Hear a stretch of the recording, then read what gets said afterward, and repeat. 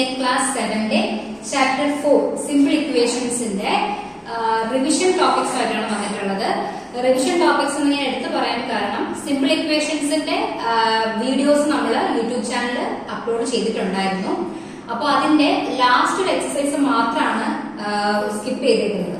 Okay, അപ്പോൾ ഞാൻ അത് ഒന്നുകൂടെ നിങ്ങൾക്ക് ഇതിന്റെ അകത്തുള്ള മെയിൻ ടോപ്പിക്സ് റിവൈസ് ചെയ്തതിന് ശേഷം അടുത്തൊരു വീഡിയോ ആയിട്ട് ലാസ്റ്റ് ഇട്ടുതരാം. ഓക്കെ, അല്ലെങ്കിൽ നിങ്ങൾക്ക് അത് ബുദ്ധിമുട്ടായിരിക്കും കണ്ടുപിടിക്കാൻ വേണ്ടിയിട്ട്. അപ്പൊ നമുക്ക് ഇതിന്റെ റിവിഷൻ കഴിഞ്ഞതിന് ശേഷം അടുത്തൊരു വീഡിയോ ആയിട്ട് തന്നെ എന്ത് ചെയ്യാം, ലാസ്റ്റ് വേർഡ് പ്രോബ്ലം ഉണ്ട്. അപ്പൊ ഒത്തിരി പേര് കമന്റ് ചെയ്തിട്ടുണ്ടായിരുന്നു വേർഡ് പ്രോബ്ലം വേണമെന്ന്. ആ വേർഡ് പ്രോബ്ലത്തിൽ നമുക്കൊരു വീഡിയോ ആയിട്ട് ചെയ്യാം. ഓക്കെ, അപ്പൊ ഇപ്പൊ ഏത് ചാപ്റ്റർ ആയാലും നമുക്ക് അതിന്റെ ഒരു സ്റ്റാർട്ടിങ് ഇൻട്രൊഡക്ഷൻ കിട്ടിയില്ല എന്നുണ്ടെങ്കിൽ നിങ്ങൾക്കത് നമ്മൾ വീഡിയോ എടുക്കുമ്പോൾ കാണാൻ വേണ്ടിയിട്ട് ഒരു മടിയായിരിക്കും. അപ്പൊ നമുക്ക് ഇതിന്റെ ഇൻട്രൊഡക്ഷൻ, അപ്പൊ നിങ്ങൾക്ക് ഇപ്പോൾ എക്സാം വരുവാണ്, അന്നേരം നിങ്ങൾക്ക് റിവിഷൻ ആവശ്യമുണ്ട്. എനിക്ക് തോന്നുന്നത് നിങ്ങൾക്കൊരു ആദ്യത്തെ ഒരു ടേമില് ഒരു ഫസ്റ്റ് ടേമും സെക്കൻഡ് ടേമിൽ ഏകദേശം ഒരു 30% ഫസ്റ്റ് ടേമിലും സെക്കൻഡ് ടേമിലുള്ള പോർഷൻസ് ആയിരിക്കും.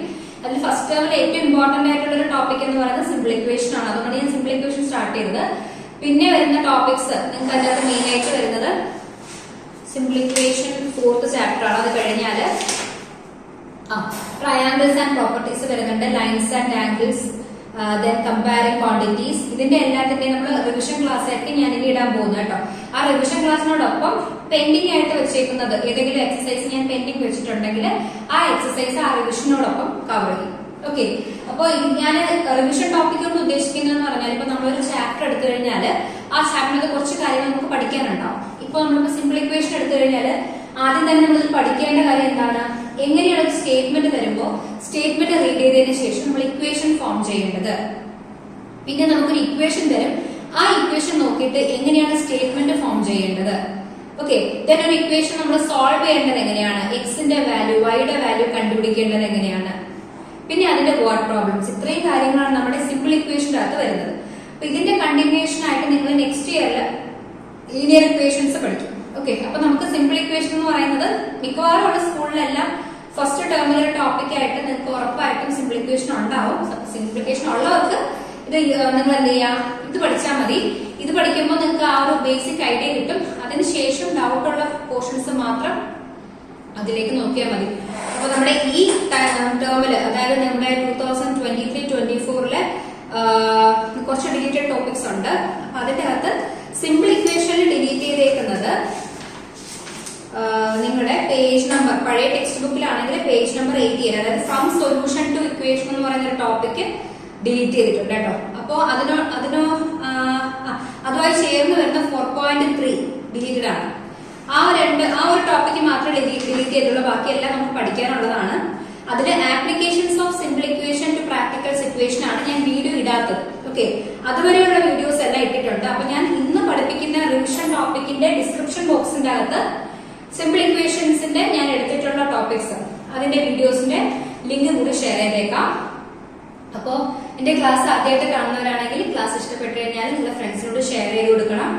എന്തെങ്കിലും ഡൗട്ട് ഉണ്ടെങ്കിൽ കമന്റ് ചെയ്യാം. നമുക്ക് കമന്റിൽ കൂടെ പറഞ്ഞുതരാൻ പറ്റുന്ന ഡൗട്ട്സ് ആണെങ്കിൽ മാത്രമേ നമ്മൾ അതിന് റിപ്ലൈ ചെയ്യുള്ളൂ. അല്ലാതെ നമുക്കിപ്പോ ഒരു ഇക്വേഷൻ സോൾവ് ചെയ്യുന്ന എങ്ങനെയാണ് നമുക്ക് കമന്റ് ബോക്സിൽ നിങ്ങൾക്ക് പറഞ്ഞ് മനസ്സിലാക്കി തരാൻ പാടാണ്. അപ്പൊ മാക്സിമം നിങ്ങൾ എന്ത് ചെയ്യുക, റിപ്പീറ്റ് ചെയ്ത് വീണ്ടും ഒന്നുകൂടി പറഞ്ഞു തരുമോ എന്ന് ചോദിക്കുന്നതിന് പകരം ഇടുന്ന വീഡിയോസിനെ ഒന്ന് എന്ത് ചെയ്യുക, വീണ്ടും റിപ്പീറ്റ് ചെയ്ത് കാണാൻ നോക്കാം. അപ്പൊ നിങ്ങൾക്ക് കുറച്ചുകൂടി മനസ്സിലാവും. ഓക്കെ, അപ്പൊ നമുക്ക് കമന്റ് ചെയ്യുമ്പോൾ നമുക്ക് പറഞ്ഞുതരാൻ കുറച്ച് ബുദ്ധിമുട്ടുണ്ടാവും.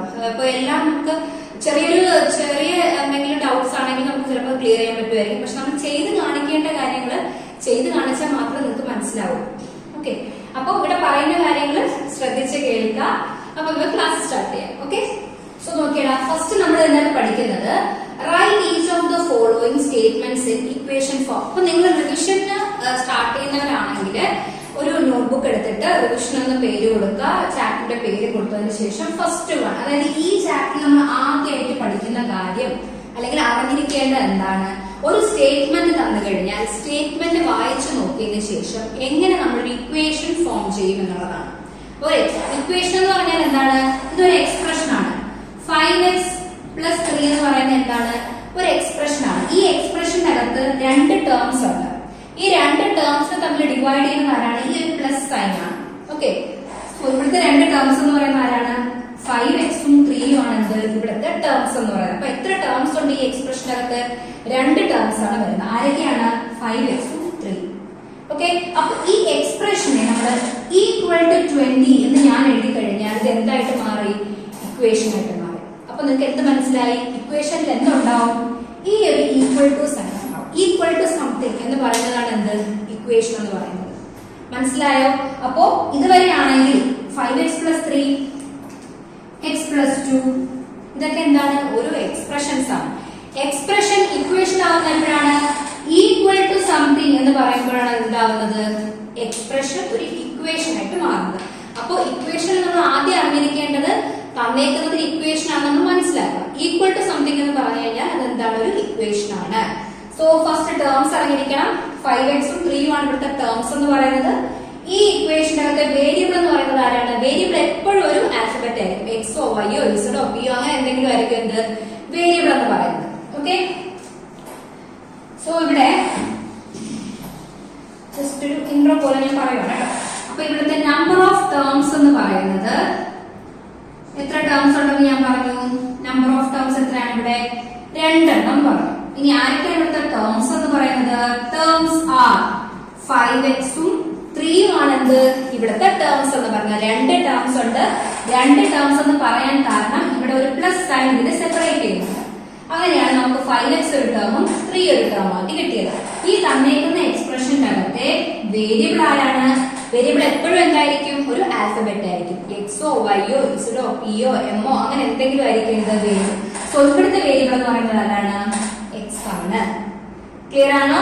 പിന്നെ ഇവിടെ നോക്കിയേ, ഒരു എക്സ്പ്രഷൻ തന്നു കഴിഞ്ഞാല് ഇപ്പൊ 5x plus 3 എന്ന് തന്നു. ഓക്കെ, 5x plus 3 ഇതിലെ ഈ നമ്പർ പാർട്ടായിട്ട് മാത്രം നിൽക്കുന്നതിനെ നമ്മൾ വിളിക്കുന്ന പേരാണെന്ത്? കോൺസ്റ്റന്റ്. ഓക്കെ, നമ്പർ പാർട്ടിനെ മാത്രം വിളിക്കുന്ന പേര് കോൺസ്റ്റന്റ്. അങ്ങനെയാണെങ്കിൽ ഈ തന്നിരിക്കുന്ന എക്സ്പ്രഷന്റെ അകത്തുള്ള കോൺസ്റ്റന്റ് ആരാണ്? 3 ആണ് ഇവിടുത്തെ കോൺസ്റ്റന്റ്. മനസ്സിലായി? ഇതെല്ലാം ബേസ് ആണ്. ഇതെല്ലാം നിങ്ങൾ എഴുതി വെക്കണം.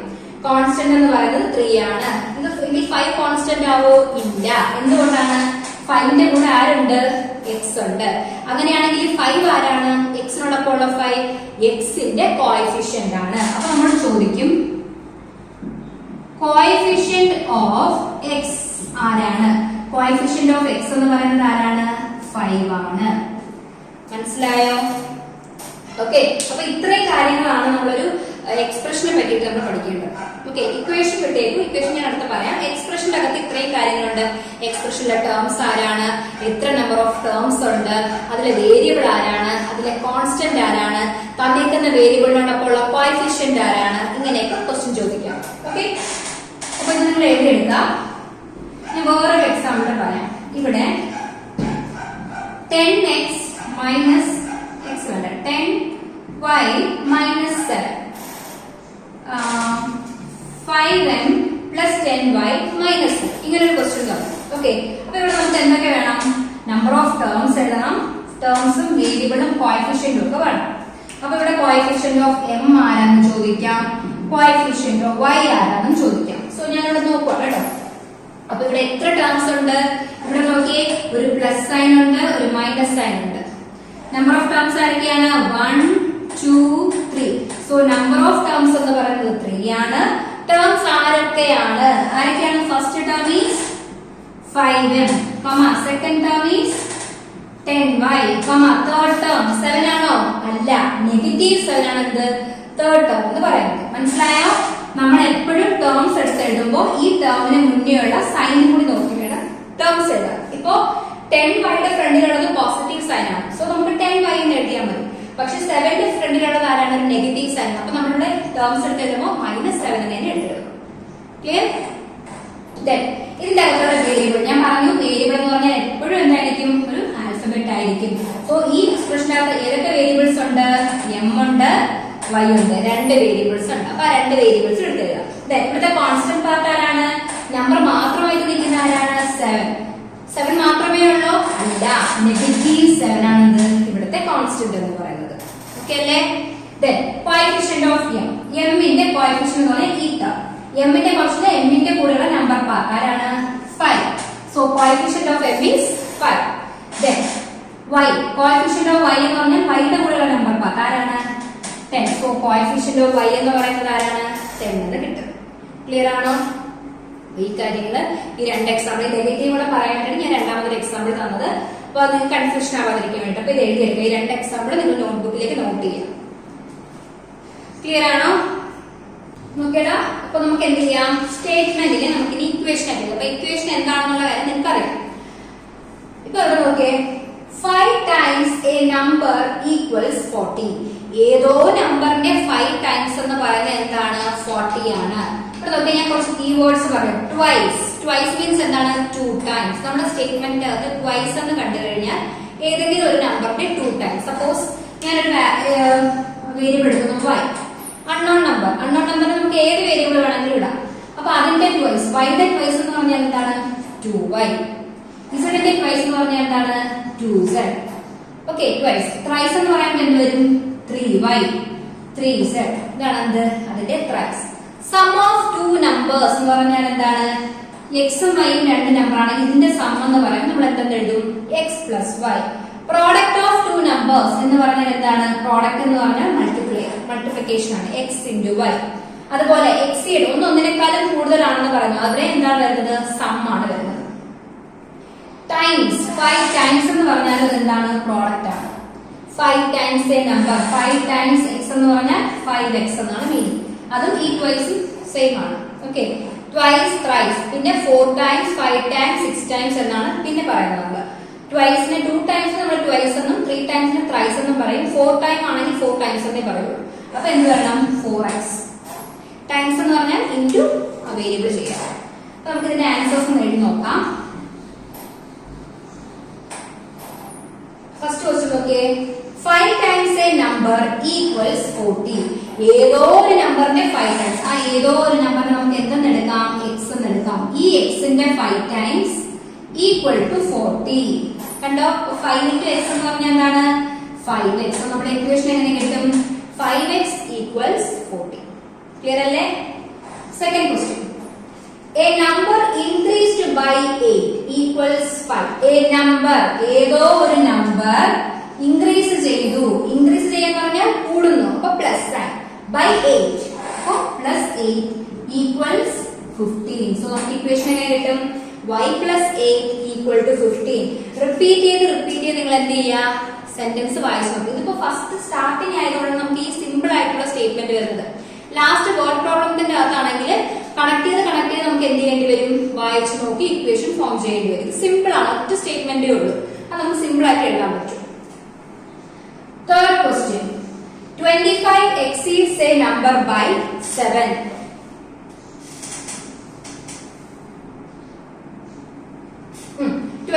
എന്നത് ഒരു നമ്പറിനേക്കാളും എത്ര കൂടുതൽ എന്നാ പറയുന്നത്? 7 കൂടുതലാണ്. 25 എന്നത് ഒരു നമ്പറിനേക്കാൾ 7 കൂടുതലാണ്. ഒരു നമ്പറിനേക്കാൾ, ആ നമ്പർ നമുക്ക് z എന്ന് കൊടുക്കാം. ഓക്കെ, z-നേക്കാൾ 7 കൂടുതലാണ് 25 എന്ന് പറയുന്നത്. ഒരു നമ്പറിനേക്കാൾ 7 കൂടുതലാണ് 25. അതാണ് 25 exceeds a number by 7. Clear ആണോ? Okay, then fifth question. Fourth one. 5 subtracted from thrice a number. From thrice a number നിന്നും എന്നാണ്, അല്ലാതെ 5 മൈനസ് എന്നല്ല. ഒരു നമ്പർ thrice a നമ്പറിൽ നിന്നും 5 സബ്ട്രാക്ട് ചെയ്യുമ്പോൾ 16 കിട്ടും. കേട്ടോ, ഇതൊക്കെ നിങ്ങൾ ശ്രദ്ധിക്കേണ്ട കാര്യങ്ങളാണ്. ഈ ഫ്രം എന്ന് പറഞ്ഞാൽ അതിൽ നിന്നും, അപ്പൊ ഇതിൽ നിന്നുമാണ് എന്ത് ചെയ്യുന്നത്? സെക്കൻഡിൽ നിന്നുമാണ് ഫസ്റ്റ് സബ്ട്രാക്ട് ചെയ്യുക. അപ്പൊ 5 subtracted from thrice a number. Thrice a number എന്ന് പറഞ്ഞാൽ എന്താണ്? Thrice, 3 times. 3 times a numberൽ നിന്നും വീണ്ടും വായിക്കാം. 5 subtracted from thrice a number. അതിൽ നിന്നും 5 സബ്ട്രാക്ട് ചെയ്യുമ്പോൾ നമുക്ക് എന്ത് കിട്ടും? 16 കിട്ടും. സോ ഇക്വേഷൻ എങ്ങനെ വരും? 3y minus 5 equals 16. ക്ലിയർ അല്ലേ? സിമ്പിൾ ആണ്. അപ്പൊ ഇതുപോലെയുള്ള ക്വസ്റ്റ്യൻസ് നിങ്ങളുടെ ടെക്സ്റ്റ് ബുക്കിന്റെ അകത്ത് പേജ് നമ്പർ 81 അല്ലെങ്കിൽ ഫസ്റ്റ് എക്സസൈസിന്റെ അകത്തെ 4ാമത്തെ ക്വസ്റ്റ്യന്റെ ഒരു 9 ക്വസ്റ്റ്യൻസ് കൊടുത്തിട്ടുണ്ട്. നിങ്ങൾ തനിയെ ചെയ്തു നോക്കണം. ഇതിന്റെ ആൻസേഴ്സ് എന്റെ യൂട്യൂബിലെ 1ാമത്തെ പാർട്ടിൽ തന്നെ ഉണ്ടാവും കേട്ടോ. അപ്പൊ അതിന്റെ ആൻസർ ആയിട്ട് ചെക്ക് ചെയ്യാം. ആദ്യം നിങ്ങൾ ഇത്രയും ക്വസ്റ്റ്യൻസ് പോസ് ചെയ്ത് വെച്ചതിന് ശേഷം ഇത്രയും ക്വസ്റ്റ്യൻസ് തനിയെ ട്രൈ ചെയ്യുക. അതിനുശേഷം അതിന്റെ ആൻസർ ചെക്ക് ചെയ്യണം. ഓക്കെ ആണ്, ഇങ്ങനെ നമുക്ക് പഠിക്കാൻ പറ്റുള്ളൂ. അല്ലാതെ നമുക്കിപ്പോ റിവിഷൻ ആകുമ്പോൾ എല്ലാം നമുക്ക് ഒന്നുകൂടെ റിപ്പീറ്റ് ചെയ്ത് തരാൻ പറ്റില്ല, അതിനുള്ള സമയം കാണില്ല. ഓക്കെ, എല്ലാം ഡീറ്റെയിൽ ആയിട്ടാണ് ഞാൻ ക്ലാസ്സുകളിൽ കൊടുത്തിട്ടുണ്ട്. സോ നെക്സ്റ്റ് ടോപ്പിക് എന്താ നോക്കാം. സോ നോക്കിയടാ, നെക്സ്റ്റ് വരുന്ന ടോപ്പിക് എന്ന് പറയുന്നത് write a statement for each of the equations given below. നമുക്ക് ഇക്വേഷൻസ് തരും. നേരത്തെ നമ്മൾ തന്നു സ്റ്റേറ്റ്മെന്റ് തന്നിട്ട് സ്റ്റേറ്റ്മെന്റ് റീഡ് ചെയ്തതിനു ശേഷം നമ്മൾ ഇക്വേഷൻ ഫോം ചെയ്തു. ഇനി തിരിച്ചാണ് എന്താണ്, ഇക്വേഷൻ തരും, ഇക്വേഷൻ നോക്കിയതിനു ശേഷം നിങ്ങൾ എന്ത് ചെയ്യണം, ഒരു സ്റ്റേറ്റ്മെന്റ് അവിടെ ഫോം ചെയ്യണം. ഇതാണ് രണ്ടാമത്തെ പ്രോബ്ലം വരുന്നത്. സോ ഫസ്റ്റ് വൺ നോക്കിയേ, എക്സ് മൈനസ് 7 ഈക്വൽ ടു 14. നമുക്കറിയാം ഈ എക്സ് എന്ന് പറയുന്നത് എന്താണ്, അൺനോൺ ആണ് അല്ലെ. അപ്പോ എക്സിൽ നിന്നും 7 സബ്ട്രാക്ട് ചെയ്തേക്കുന്നു. ചെയ്യുമ്പോൾ നമുക്ക് 14 കിട്ടുന്നു. നിങ്ങളുടെ ലാംഗ്വേജിൽ, പക്ഷെ ലാംഗ്വേജ് തെറ്റരുത്, നിങ്ങളുടെ ലാംഗ്വേജിൽ എന്ത് ചെയ്യുക, നിങ്ങൾ അതിനൊരു സ്റ്റേറ്റ്മെന്റ് ആക്കി മാറ്റണം. അപ്പൊ ഞാൻ എഴുതുവാണ് എക്സ് മൈനസ് 7. അപ്പൊ 7നെ എക്സിൽ നിന്ന് സബ്ട്രാക്ട് ചെയ്തേക്കുന്നു. അപ്പൊ 7 സബ്ട്രാക്റ്റഡ് ഫ്രം എക്സ്. എക്സിൽ നിന്ന് ഫ്രം എ നമ്പർ കൊടുക്കാം. ആ നമ്പർ ആണ് unknown. Okay, from A number gives എന്ത് തരും, 14. തിരിച്ച് നിങ്ങൾ എന്ത് ചെയ്യണം, ഈ സെന്റൻസ് റീഡ് ചെയ്ത് നോക്കണം, ഈ ഇക്വേഷൻ കിട്ടുമോ നോക്കിയേ. 7 സബ്ട്രാക്റ്റഡ് ഫ്രം എ നമ്പർ, ഒരു നമ്പറിൽ നിന്നും 7 സബ്ട്രാക്ട് ചെയ്യുമ്പോൾ 14 കിട്ടുന്നു. ഇങ്ങനെയാണ് നിങ്ങൾ ചെക്ക് ചെയ്യേണ്ടത്. മനസ്സിലായോ?